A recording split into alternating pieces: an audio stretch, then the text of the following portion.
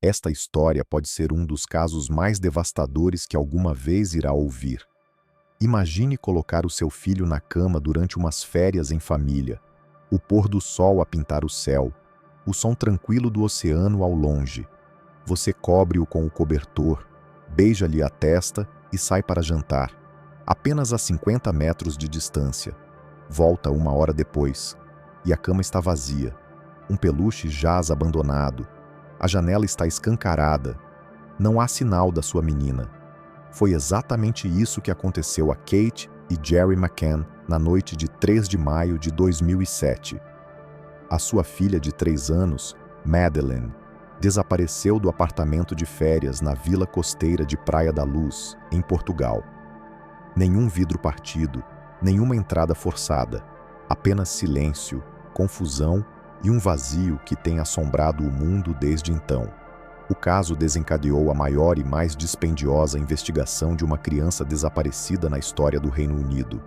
Gerou um frenesi mediático, envolveu o Papa, o MI5 e o FBI. Milhões seguiram cada reviravolta, e mesmo assim, até hoje ninguém sabe com certeza o que aconteceu a Madeleine McCann. Hoje no Crimeline, vamos mergulhar profundamente no mistério que ficou conhecido como o crime do século, um caso cheio de pistas falsas, caos mediático e uma pergunta aterradora. O que aconteceu realmente a Madeleine naquela noite? Vamos começar com a menina por trás das manchetes. O nome dela era Madeleine Beth McCann. Nascida a 12 de maio de 2003, em Leicester, Inglaterra, estava há poucos dias de completar 4 anos quando desapareceu. Quem a conhecia descrevia-a como curiosa, inteligente e cheia de carinho. Tinha uns olhos azul esverdeados marcantes, uma pequena sarda por baixo do olho esquerdo e uma característica única na pupila direita, um detalhe que a tornava imediatamente reconhecível e, tragicamente, icônica. Os seus pais, Kate e Jerry, eram ambos médicos. Madeleine era a filha mais velha, seguida depois por gêmeos, um rapaz e uma rapariga. Vista de fora, a família McCann parecia o retrato da felicidade, instruída, amorosa, estável. As fotografias das férias mostram Madeleine a sorrir ao sol, enrolada no seu cobertor cor-de-rosa favorito, com o inseparável Cuddle Cat sempre por perto. Esse peluche, um gato macio e gasto pelo tempo, tornou-se num símbolo comovente da busca que se seguiria. Madeleine estava cheia de vida. Adorava cantar, especialmente canções infantis. O seu riso era contagiante, a sua energia inesgotável. Gostava de fingir que era professora, alinhando os peluches como alunos atentos. Era meiga com os irmãos, oferecendo-lhes snacks antes de pegarem algum para si. Havia nela uma doçura tão natural, tão pura, que a sua ausência pareceu, desde o início, um corte brutal de luz no meio de um dia claro. Naquela primavera de 2007, Madeleine estava entusiasmada com a viagem a Portugal. A praia, o ar quente, as brincadeiras com outras crianças, tudo era mágico aos olhos de uma menina da sua idade. Os pais recordaram mais tarde que nunca a tinham visto tão feliz como nos dias antes do desaparecimento, e depois ela desapareceu. Num instante, uma menina a dormir tranquilamente num pequeno apartamento de férias. No seguinte, um vazio, um brinquedo esquecido, um aniversário que nunca chegou a ser celebrado. Que mundo é este, onde uma criança como Madeleine pode simplesmente desaparecer? Vamos olhar mais fundo, para o mundo de onde ela desapareceu. Os McCann não eram pais negligentes. Eram médicos, bem formados, racionais e, segundo todos os relatos, profundamente dedicados aos filhos. A decisão de passarem férias na Praia da Luz, uma pacata vila turística no sul de Portugal, nasceu do desejo de descansar, sentir-se em casa e proporcionar segurança aos seus filhos. Com 3 crianças pequenas, Madeleine e os gêmeos de 2 anos, Sean e Amélie, procuravam um lugar que oferecesse conforto e tranquilidade, longe do estresse do cotidiano. A Praia da Luz, apelidada de Little Britain pela grande presença de turistas britânicos, oferecia exatamente isso. Falava-se inglês em todo o taulado.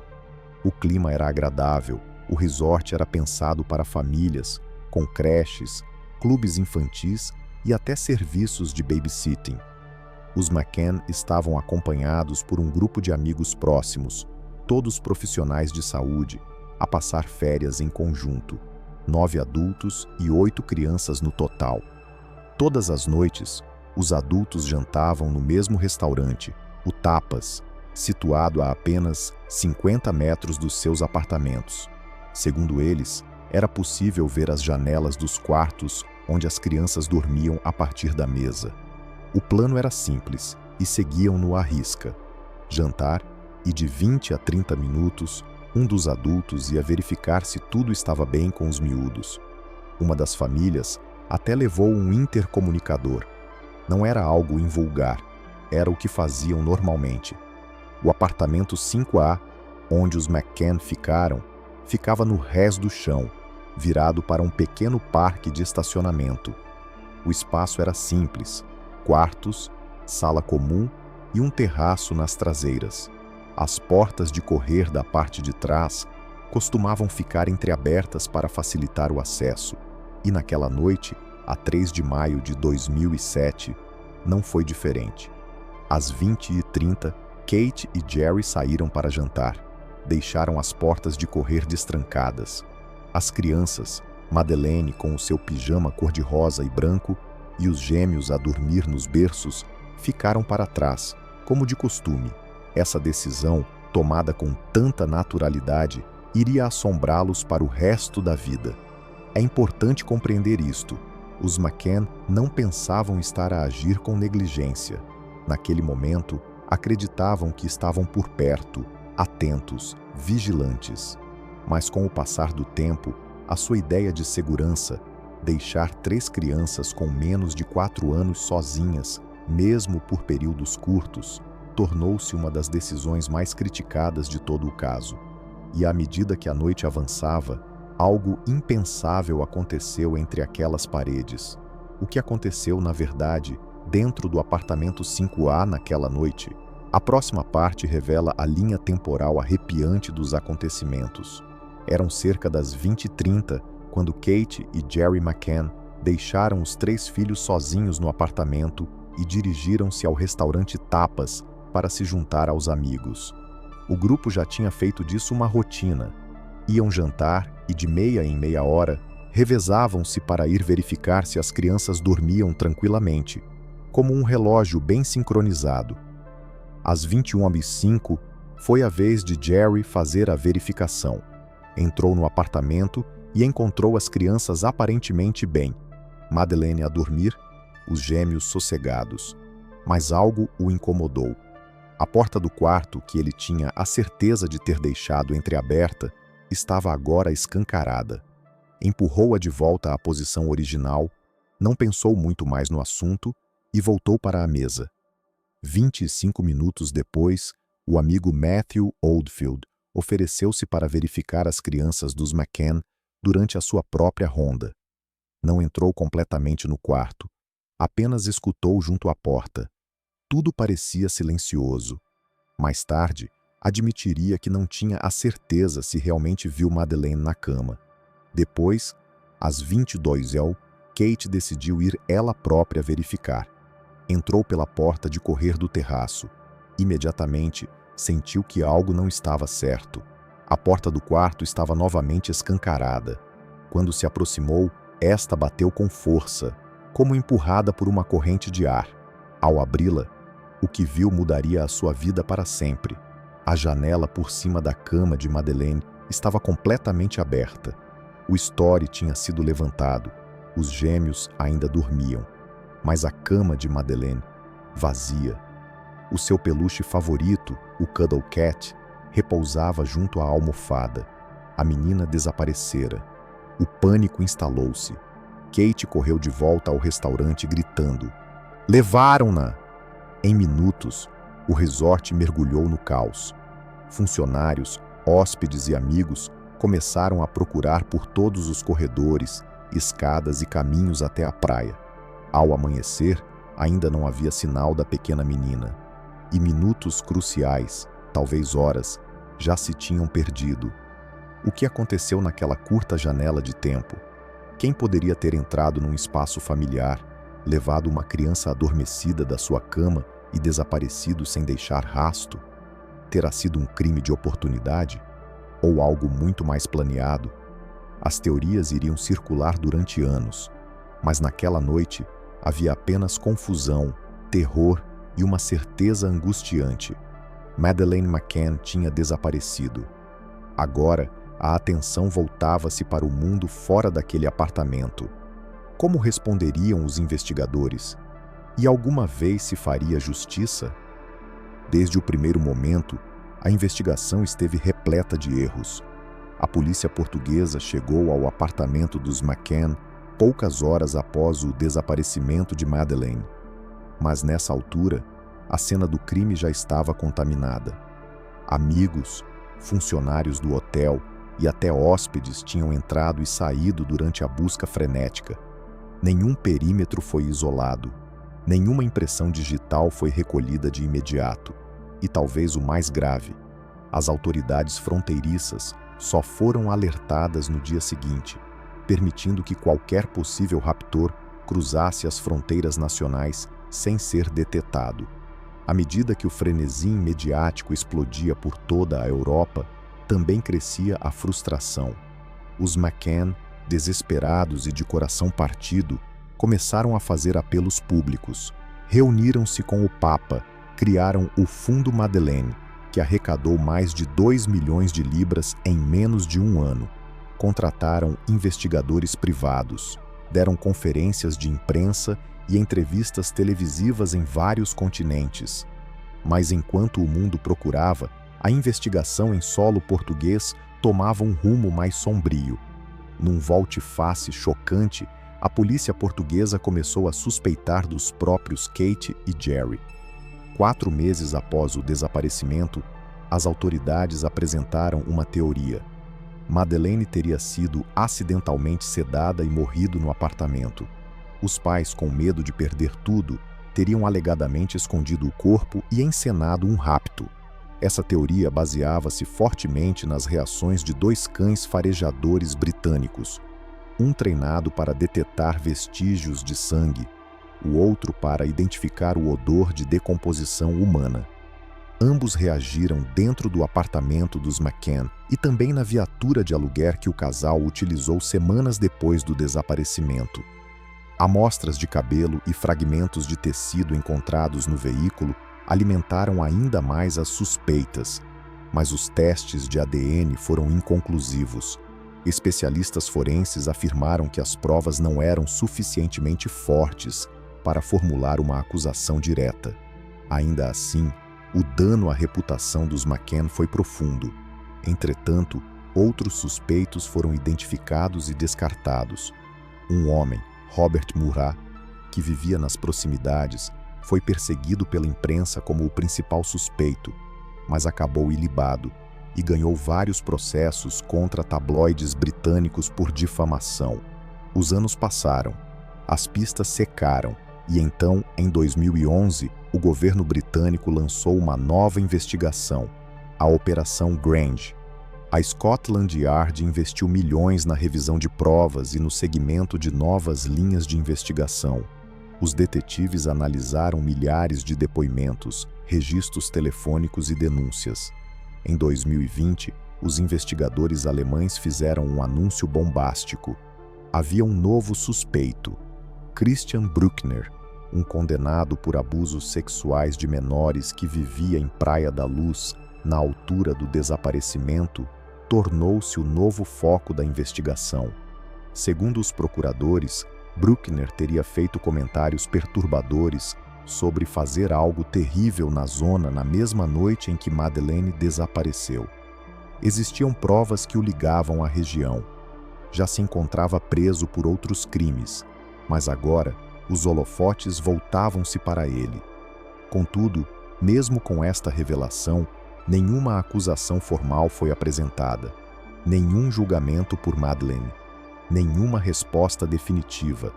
E em 2024, Brückner foi absolvido de outras acusações de natureza sexual na Alemanha, enquanto a investigação sobre o caso de Madeleine continuava aberta, mas estagnada. 17 anos após o seu desaparecimento, o caso de criança desaparecida mais caro da história britânica permanecia por resolver. Uma menina desapareceu, e a justiça, ao que parecia, continuava fora de alcance. Mas o mundo observava, e o mundo não estava em silêncio. Desde o momento em que a notícia se espalhou, o desaparecimento de Madeleine McCann deixou de ser apenas uma tragédia familiar. Tornou-se uma obsessão global. A cobertura mediática foi implacável. O rosto de Madeleine, o cabelo loiro suave, os olhos grandes, a marca distintiva na íris direita, tornou-se instantaneamente reconhecido em todo o mundo. A sua imagem foi estampada em cartazes, capas de jornais e painéis publicitários em dezenas de países. Para muitos, ela tornou-se o símbolo do pior pesadelo de qualquer pai. Mas com a fama, veio também a fúria. Os McCann foram elogiados por alguns por se recusarem a ficar em silêncio, por manterem o rosto da filha na consciência pública, por enfrentarem o sistema. Mas outros questionaram a sua parentalidade. Fóruns online especularam sem parar, muitas vezes com crueldade. O casal foi vilipendiado, especialmente depois de terem sido formalmente constituídos, arguidos pelas autoridades portuguesas, sem provas concretas. Seguiram-se documentários, rumores sensacionalistas, teorias da conspiração. Alguns diziam que eram cúmplices. Outros insistiam que a polícia escondia algo ainda mais sombrio. No auge de tudo isto, a família via-se a lutar não só pela filha, mas também pela sua dignidade. Ainda assim, surgiram sinais de esperança. Mais de 60 milhões de pessoas visitaram o site Find Madeleine. O Fundo Madeleine arrecadou milhões em doações, vindas de celebridades e desconhecidos. Apoiantes escreveram cartas, enviaram presentes e rezaram pelo seu regresso em segurança. E, no entanto, a indignação fervilhava por baixo da superfície, sobretudo devido ao uso de fundos públicos. Em 2017, o governo britânico já tinha gasto mais de 19 milhões de dólares no caso. Críticos questionaram o custo. Por que tanto por uma criança? E as milhares de outras, cujos nomes o mundo não conhecia? Mas talvez a resposta esteja em algo mais profundo. Porque na história de Madeleine, as pessoas viram algo familiar. Uma criança retirada de um lugar que devia ser seguro. Um desaparecimento que podia ter acontecido a qualquer um. E esse medo transformou-se em obsessão. Na Alemanha, a reação pública ao anúncio do nome de Christian Brückner em 2020 foi explosiva. A esperança voltou. Seria finalmente este o homem? Mas quando foi absolvido em 2024 de acusações não relacionadas, regressou a desilusão. Mais uma vez, a justiça escapava. E ainda assim, Kate McCann continua a comprar presentes de aniversário para a filha, continua a escrever-lhe postais, continua a guardar um espaço no coração e em casa, para a criança que devia ter crescido diante dos seus olhos. O mundo pode ter seguido em frente, mas para muitos, especialmente para os que acompanharam este caso desde o início, o silêncio continua ensurdecedor. Mas esta história não termina aqui. Resta uma última pergunta e uma última mensagem que precisa de ser ouvida. O que faria se o seu filho desaparecesse sem deixar rasto? Se numa noite, depois de o deitar na cama, voltasse apenas para encontrar o silêncio, o vazio, o futuro roubado, ficando para trás apenas um brinquedo, uma lembrança, uma pergunta que nunca mais o deixaria dormir? Madeleine McCann tinha apenas 3 anos. Nunca atravessou uma rua sozinha. Não sabia apertar os sapatos. Não compreendia o medo como nós, adultos. Mas alguém compreendia. Alguém a viu. Alguém a levou. e durante 17 anos manteve essa verdade enterrada no silêncio, independentemente das teorias, dos erros policiais, das tempestades mediáticas, das acusações infundadas. Um facto permanece: uma menina desapareceu e ninguém foi responsabilizado. Se Madeleine estiver viva hoje, teria 21 anos. Uma jovem mulher, talvez sem consciência do seu passado ou a viver com cicatrizes invisíveis. Se não estiver, então merece paz, e a sua família merece respostas. Esta história não é apenas sobre uma criança desaparecida. É sobre todas as crianças que desaparecem sem ser notadas. Todos os pais que ficam sem encerramento. Todas as falhas de um sistema que deveria proteger os inocentes. Então, o que podemos fazer? Podemos recusar o esquecimento. Podemos exigir investigações melhores, alertas mais eficazes, proteções mais fortes. Podemos partilhar a sua história, não para fazer espetáculo, mas para lembrar.